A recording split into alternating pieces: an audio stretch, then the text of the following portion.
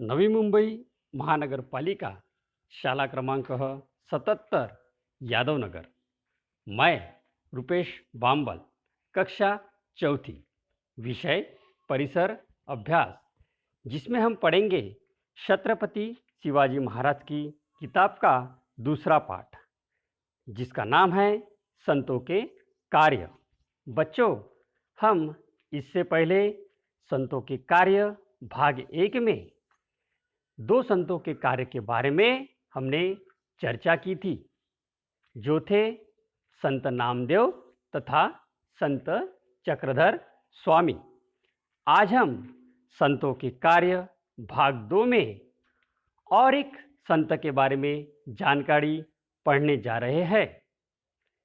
मेरा सभी बच्चों से अनुरोध है कि वह इस वीडियो को अच्छे से देखें तथा अपनी किताब में से इसके बाद वह पाठ पढ़िए। तो चलो बच्चों, आगे देखेंगे संतों के कार्य भाग 2, इस पाठ का दूसरा भाग। अभी आपके सामने जो ये चित्र आया है, इनका नाम है संत ज्ञानेश्वर। इनके नाम से ही हमें पता चलता है। क्या नाम है इनका? संत ज्ञानेश्वर। ज्ञान यानी ज्ञान का या पूरे विश्व की जिसे समझ होती है, उसे ही हम क्या बोलते हैं? ज्ञान। तो इनके नाम में ही क्या है? ज्ञान शब्द छुपा है। चलो, तो संत ज्ञानेश्वर ने समाज प्रबोधन के लिए अपने जीवन में क्या क्या कार्य किए हैं, इसके बारे में हम जानकारी पढ़ेंगे। तो चलो बच्चों, आगे चलते हैं। आपके सामने संत ज्ञानेश्वर के बारे में कुछ बातें। संत ज्ञानेश्वर। संत ज्ञानेश्वर आपे गांव के रहने वाले थे। निवृत्तिनाथ और सोपानदेव उनके भाई थे तथा मुक्ताबाई उनकी बहन थी। उस समय के कट्टरपंथी लोग इन बच्चों पर सन्यासी के बच्चे कहकर दोष लगाते थे। उसका कारण यह था कि उनके पिताजी ने सन्यास धारण कर लिया था। फलतः उन्होंने घर द्वार छोड़ दिया था। उसके पश्चात गुरुजी की आज्ञा से वे फिर घर वापस आए और एक गृहस्थ का जीवन बिताने लगे। कालांतर में उनकी ये 4 संतानें हुई। समय के कट्टरपंथी लोगों को यह मान्य नहीं था। लोगों ने उनका बहिष्कार किया। लोग उन बच्चों को प्रताड़ित करते थे। चलो, एक बार हम इसे समझ लेते हैं। संत ज्ञानेश्वर कहाँ के रहने वाले थे? आपे गांव के। उनको 2 भाई थे, जिनके नाम इस प्रकार है।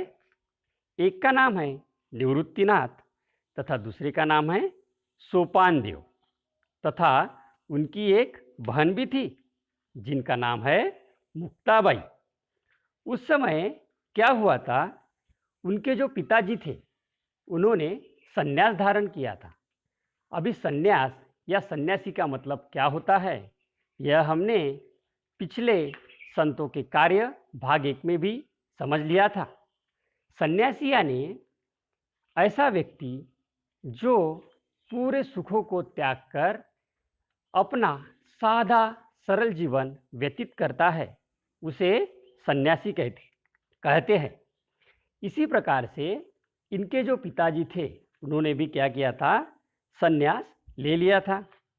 लेकिन क्या हुआ, उनके पिताजी के जो गुरुवर्य थे, उन्होंने उनको सलाह दी कि आप क्या कीजिए, यह सन्यासी का जीवन व्यतीत करना छोड़ दीजिए तथा अपने गृहस्थी में लग जाइए।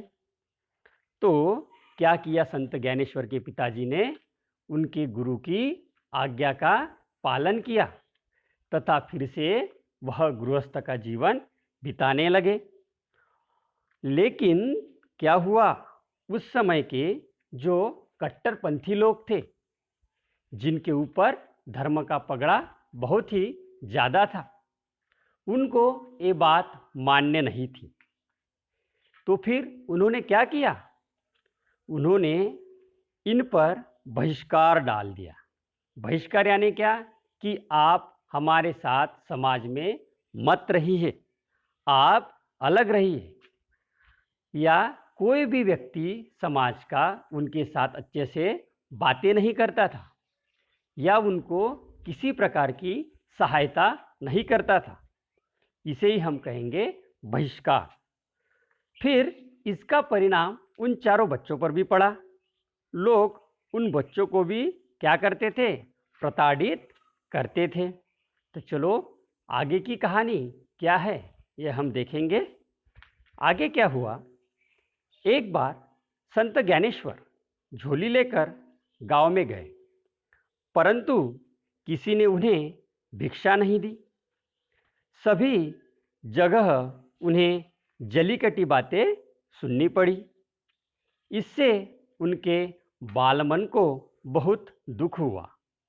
वे अपनी झोपड़ी में आए और झोपड़ी का दरवाज़ा बंद करके अत्यंत दुखी होकर बैठ गए।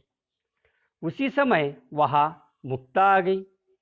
क्या हुआ, एक बार अभी अभी हमने देखा कि समाज ने पूरे परिवार को क्या किया था, बहिष्कृत किया था। कोई भी उनकी मदद नहीं करता था। एक बार संत ज्ञानेश्वर को भी उसका अनुभव आया। क्या हुआ, संत ज्ञानेश्वर झोली लेकर गांव में भिक्षा मांगने चले गए, लेकिन गांव के किसी ने उनको भिक्षा नहीं दी। क्यों नहीं दी, क्योंकि कुछ कट्टरपंथियों ने क्या किया था, इनके समाज ने इन्हीं पर क्या डाला था, बहिष्कार डाला था। सभी जगह उन्हें जलीकटी बातें सुननी पड़ी। लोगों ने उन्हें भिक्षा तो दी ही नहीं, परंतु लोग उन्हें जलीकटी बातें यानी क्या, उनके बारे में बुरी बुरी बातें उन्हें सुनने को मिली। इससे उनके बालमन को बहुत दुख हुआ। अभी आप भी क्या हो, बच्चे हो। आपको भी अगर घर में आपके पिताजी या आपकी माताजी या आपका बड़ा भाई या कोई भी अगर आपको कुछ बोलता है तो आपको दुख होता है ना। उसी प्रकार आप क्या करते हो, फिर घर के एक कोने में जाके बैठ जाते हो और रोने लगते हो। उसी प्रकार संत ज्ञानेश्वर भी उस समय छोटे ही थे। तो क्या हुआ, ये जो घटना घड़ी, इससे क्या हो गया, उनके बालमन को बहुत दुख हुआ। वे अपनी झोपड़ी में आए और झोपड़ी का दरवाज़ा बंद करके अत्यंत दुखी होकर बैठ गए। उसी समय वहाँ मुक्ता आ गई। अभी क्या, मुक्ता कौन है, उनकी बहन, छोटी बहन, जिनका नाम हमने क्या बताया था, मुक्ताबाई यानी मुक्ता। अभी आगे देखेंगे क्या हुआ। ये देखो, ये है संत ज्ञानेश्वर। आगे देखेंगे, घास फूस के बने दरवाजे को खटखटाकर वह संत ज्ञानेश्वर से कहने लगी, ज्ञानेश्वर भैया दरवाज़ा खोलो, आप ही निराश और दुखी होंगे तो कैसे चलेगा, संसार का कल्याण कौन करेगा। बहन की बातें सुनकर वे उत्साहित हुए। अपना दुख भूलकर वे सामाजिक कार्य में जुट गए।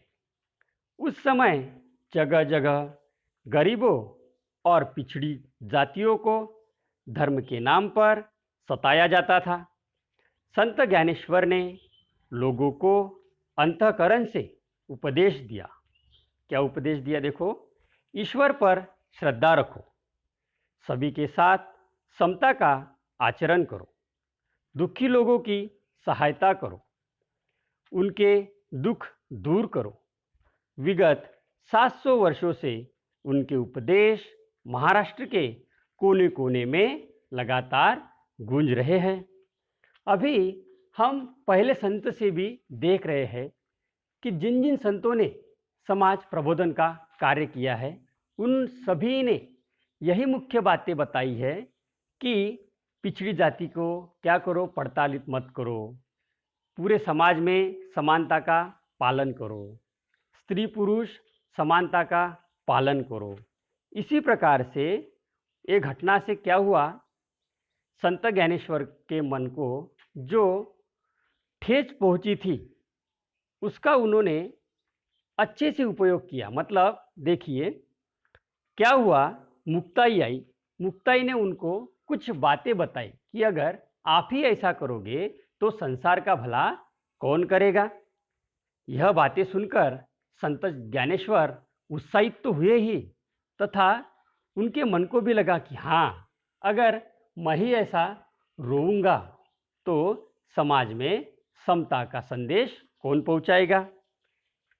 इसी के बाद फिर संत ज्ञानेश्वर ने समाज प्रबोधन का कार्य अपने हाथों में लिया तथा समाज को क्या करते रहे, पिछड़ी जातियों को तथा स्त्रियों को तथा ऐसे जो लोग जिन पर समाज में अन्याय होता था, उनके साथ संत ज्ञानेश्वर खड़े रहे तथा उनकी उन्होंने मदद की।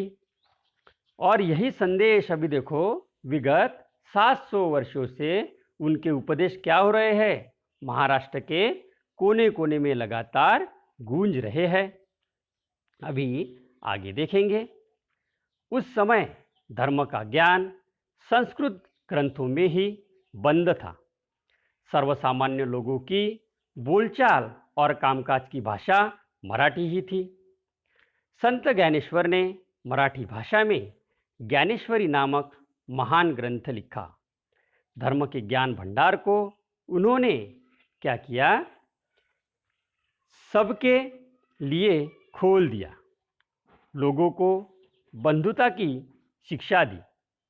संत ज्ञानेश्वर ने युवावस्था में ही पुणे के पास आलंदी नामक गांव में जीवित समाधि ले ली। आज भी लाखों लोग प्रतिवर्ष आषाढ़ी और कार्तिकी एकादशी के दिन बड़े भक्तिभाव से आलंदी और पंढरपुर जाते हैं।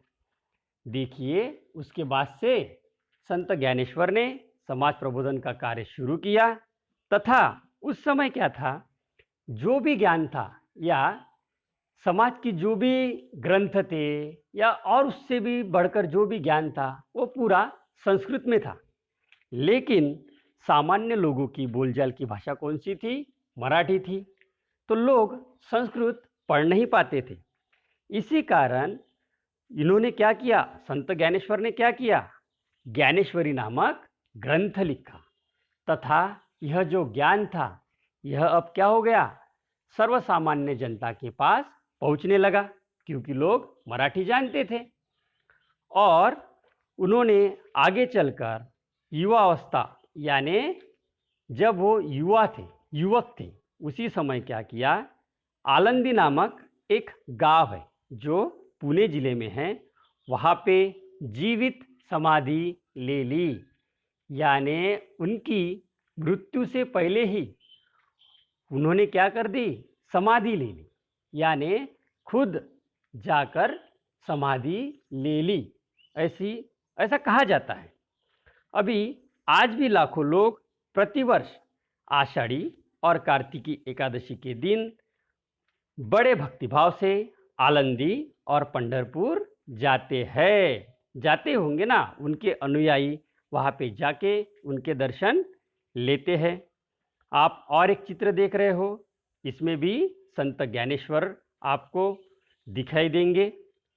अभी बच्चों इसके बाद और कुछ संत है जिनके बारे में हम आगे के भागों में पढ़ेंगे। तब तक के लिए घर में रहिए, सुरक्षित रहिए। धन्यवाद।